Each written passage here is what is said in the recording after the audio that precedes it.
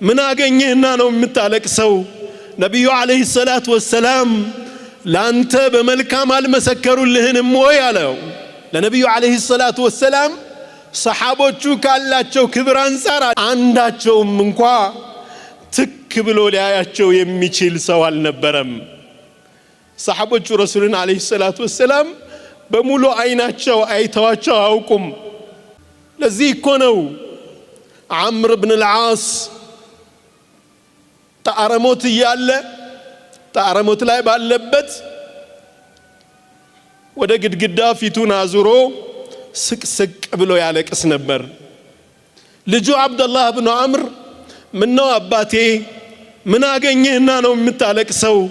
ነብዩ አለይሂ ሰላቱ ወሰለም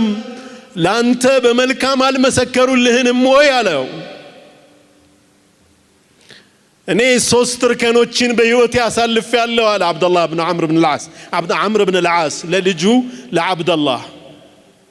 ሶስት ርከኖችን አሳልፌያለሁ በዚች ዱንያ ላይ በዚች ምድር ላይ እንደ ሙሐመድ የምጠላው ሰው አልነበረኝም አላሁ Subhanahu Wa Ta'ala በዛ ጥላቻ ላይ ያለው ወደ አኺራ ወስዶኝ ቢሆን ኑሮ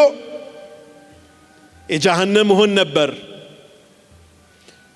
በኋላ እጄን እጃቸው ላይ አስቀመጥኩና